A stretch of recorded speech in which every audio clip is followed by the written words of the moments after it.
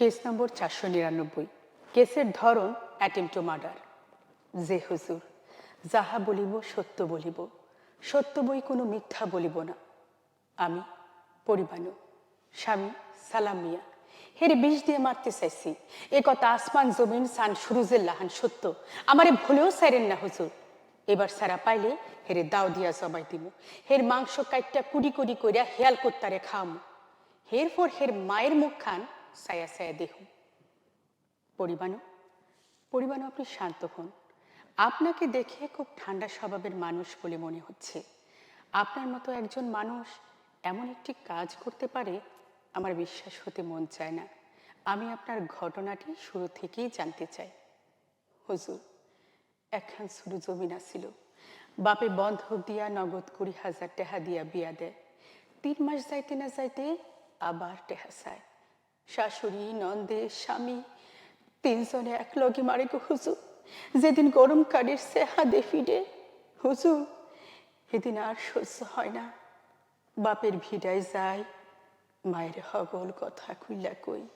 মায় আমারে ফেরাউনের স্ত্রী বিবি আসিয়ার কাহিনী হুনায় বিদায় দেয়।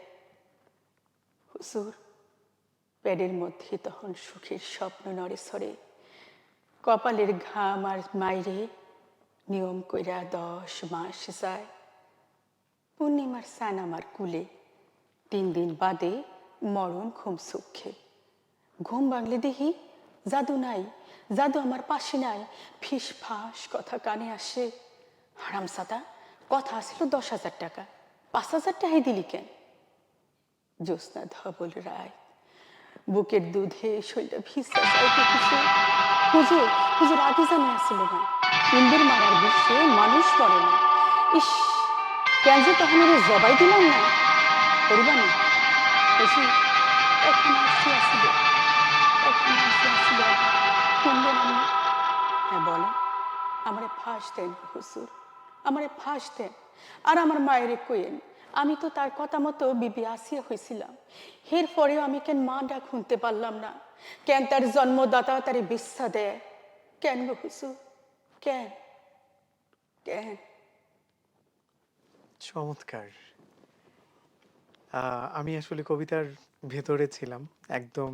আহ, মানে নির্বাক হয়ে গেছি এরকম। আমি জানি না যিনি কবিতাটা লিখেছেন তিনি আসলে কোন প্রেক্ষাপটে, কোন ঘটনা প্রবাহে এই কবিতা লিখেছেন। কবিকে অসংখ্য ধন্যবাদ। ধন্যবাদ আপনাকে এত চমৎকার করে কবিতাটি আবৃত্তি শোনানোর জন্য।